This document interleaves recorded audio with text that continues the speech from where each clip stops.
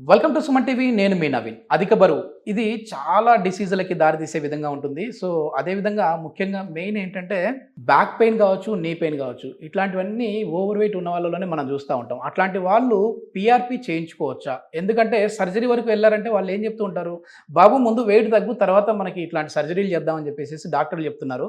మరి మా పెయిన్ని తగ్గించుకోవడానికి ముందుగా పిఆర్పి చేయించుకోవచ్చా లేదా అని చెప్పేసి అడుగుతూ ఉంటారు. అట్లాంటి వారి కోసం ఇప్పుడు మనం ఎపియాన్ పెయిన్ మేనేజ్మెంట్ సెంటర్లో ఉన్నాం. మనతో ఉన్నారు pain management expert doctor Meenal చంద్ర గారు. సో మేడం అడిగి దీనికి సంబంధించిన ఇన్ఫర్మేషన్ తీసుకుందాం. హాయ్ మ్యామ్, నమస్తే అండి. నమస్తే మ్యామ్, క్వశ్చన్ చాలా కొంచెం లెంతీగానే వచ్చింది.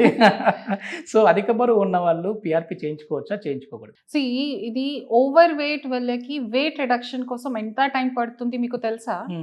లేదు కదా. లేదు. ఇది బాడీ టు బాడీ డిపెండ్ అవుతుంది. కొన్ని పేషెంట్స్ కి 6 months టైం పడుతుంది, కొన్ని పేషెంట్స్ కి 1 year, కొన్ని పేషెంట్స్ కి 2 years కూడా. సో ఏ టైం వరకు సఫరింగ్ కి అవసరం లేదు కదా. సో వెయిట్ రిడక్షన్ ఇంపార్టెంట్ ఉంది, కానీ దాంతో పాటు ట్రీట్మెంట్ సైమల్టేనియస్ గా జరుగుతుంది. సో పిఆర్పి చేసిన తర్వాత కొంచెం నొప్పి తగ్గిన తర్వాత వాకింగ్ కూడా స్టార్ట్ చేస్తాము. సో వాకింగ్ లో కూడా కొంచెం వెయిట్ రిడక్షన్ కి ఛాన్సెస్ ఉన్నాయి. So weight reduction PRP simultaneous గా జరుగుతుంది. అండ్ కొన్ని ప్రికాషన్స్ ఉన్నాయి, చెప్తాను. ఓకే.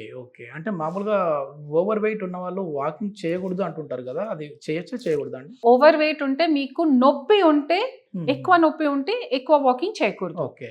నొప్పి తగిన తర్వాత వాకింగ్ తప్పకుండా చెయ్యాలి. బికాజ్ ఓవర్ వెయిట్ వల్లకి ఓన్లీ మోకాల్లో ప్రాబ్లం కాదు, స్పైన్ కూడా ఎఫెక్ట్ అవుతుంది. ఓకేనా? సపోజ్ చూడండి, ఇది పేషెంట్స్ కి వెయిట్ ఎక్కువ ఉంటే అన్ని ప్రెషర్ ఈ స్పైన్ లో పడుతుంది. ఇది డిస్క్ ప్రాబ్లం స్టార్ట్ అవుతుంది. తర్వాత ఇది జాయింట్స్ ఉంది కదా, ఫెసెట్ జాయింట్స్, దాంట్లో ఎఫెక్ట్ అవుతుంది. ఒకసారి బ్యాక్ లో ప్రాబ్లం స్టార్ట్ అయితే మోకాల్లో కూడా ఎఫెక్ట్ అవుతుంది. సో పేషెంట్స్ కి కష్టం ఎక్కువ అవుతుంది కదా. సో ఫస్ట్ నొప్పి తగ్గాల, నొప్పి తగిన తర్వాత వాకింగ్ స్టార్ట్ చేస్తాం. ఓకే. ముఖ్యంగా ఈ బ్యాక్ పెయిన్ ఉన్న వాళ్ళు ఎక్కువ చూస్తే వాళ్ళలో కంప్లైంట్స్ అనేది L4, L5 ఇట్లా అంటుంటారు కదా, ఈ లంబార్ రీజన్ లోనే ఎందుకు పెయిన్ ఎక్కువ వస్తుంది? లంబర్ రీజన్ లో నా కర్వేచర్ ఉంది కదా, లంబర్ లార్డోసిస్. సో మొత్తం బాడీకి వెయిట్ L4, L5, 3, 4, 4, 5, 5S1 లోనే పడుతుంది, because of the body curvature. Okay. So దాని వల్లనే జనరల్ గా డార్సల్ స్పైన్ లో డిస్క్ ప్రాబ్లం లేదు. But as we come down in the lower lumbar ఏరియాలోనే డిస్క్ ప్రాబ్లం ఎక్కువ స్టార్ట్ అవుతుంది. మరి అట్లాంటి వాటికి కూడా పిఆర్పి సూటబుల్ అండి? PRP patient to patient depend అవుతుంది, కానీ పిఆర్పి డిస్క్ వల్లకి, డిస్క్ టేర్ వల్లకి చాలా మంచి న్యాచురల్ వే ఆఫ్ ట్రీట్మెంట్ ఉంది. ఓకే. ఇప్పుడు వెయిట్ ఎక్కువ ఉన్న వాళ్ళలో ఈ భాగంలో కూడా మనం చూస్తుంటాం మేము పెయిన్, సర్వైకల్ స్పాండిలైటిస్ లాగా. సో అట్లాంటి సమస్యలకి అది అసలు ఎందుకు వస్తుంది, దానికి పిఆర్పి ఎంతవరకు యూజ్ అవుతుంది? First of all cervical spondylosis ఉంటే తప్పకుండా లైఫ్ స్టైల్ మోడిఫికేషన్. మీరు కదా, ఇది మోస్ట్లీ సాఫ్ట్వేర్ పీపుల్ లో ఎక్కువ అవుతుంది. కంటిన్యూస్ గా ఇది పని చేస్తున్నారు, ఆర్ కొన్ని ఫీమేల్స్ స్టిచ్చింగ్ చేస్తున్నారు, ఇది మూవ్మెంట్ లో, ఆ ఫీమేల్స్ లో ఎక్కువ అవుతుంది. So first life style modification. మీరు ఇది కంటిన్యూస్ గా చేస్తే, నా హెడ్ కి వెయిట్ ఆల్మోస్ట్ 2.5 to 3 kg ఉంది. సో మీరు ఇది ఫ్లెక్షన్ లో ఉంటే వెయిట్ ఇంకా ఎక్కువ అవుతుంది, స్పైన్ లో పడుతుంది. So first changes. So suppose laptop లో కొంచెం హైట్ లో చేయాలి. తర్వాత second point is neck muscles కి స్ట్రెంథనింగ్ చేయాలి, ఎక్సర్సైజెస్. నెక్ మసిల్స్ స్ట్రాంగ్ ఉంటే స్పైన్ లో వెయిట్ తక్కువ అవుతుంది. So exercises, life style modification. Third point is MRI లో ప్రాబ్లం ఎక్కువ ఉంటే, డిస్క్ ప్రాబ్లం ఎక్కువ ఉంటే దాంట్లో పిఆర్పి వర్క్ అవుతుంది.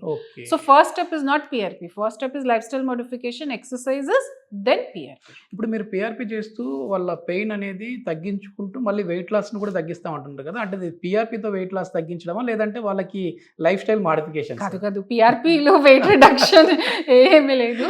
Weight reduction means exercises, diet and life style modifications వల్లనే అవుతుంది. So not related to PRP. దానికి సంబంధించిన డైట్ మీరే ఇస్తారు? నా డైటిషియన్ ఉన్నారు. So depending upon patients need diet చెప్తారు. ఒకవేళ వెయిట్ ఎక్కువగా ఉండి వాళ్ళకి డయాబెటీస్ కూడా ఉంటే వాళ్ళు సూటబుల్ అంటే పిఆర్పి ఏ పేషెంట్స్ కి సూట్ అవుతుంది. సూపర్. డయాబెటీస్ వల్ల, షుగర్ మీన్స్ హార్ట్ ప్రాబ్లమ్స్ వల్ల, కిడ్నీ ప్రాబ్లమ్స్ వల్ల, తర్వాత ఓవర్ వెయిట్ వల్ల అన్నికి సూట్ అవుతుంది. కొన్ని కండిషన్స్ ఉన్నాయి. For example active cancer patients కి, తర్వాత కొన్ని పేషెంట్స్ కి ప్లేట్లెట్ కౌంట్ తక్కువ ఉంటే ఆ పేషెంట్స్ కి పిఆర్పి నేను చేయలేను. అదర్వైజ్ ఆల్ ది పేషెంట్స్ లో మెడికల్ కండిషన్స్ కొన్ని పేషెంట్స్ కి ఉంది కదా, దాంట్లో సూట్ అవుతుంది. ఇప్పుడు పిఆర్పి అంటే ఏ పేషెంట్ బ్లడ్ ఆ పేషెంట్ కి ప్లేట్లెట్స్ వాడతారండి? అవును, జస్ట్ పేషెంట్ బ్లడ్. ఇప్పుడు ఓవర్ వెయిట్ ఉన్న వాళ్ళు చాలా వరకు కూడా ఏంటంటే ట్రావెల్ ఎక్కువ చేయలేరు, ఎక్కువ చేసినా కూడా బ్యాక్ పెయిన్ Back వస్తూ pain ఉంటుంది.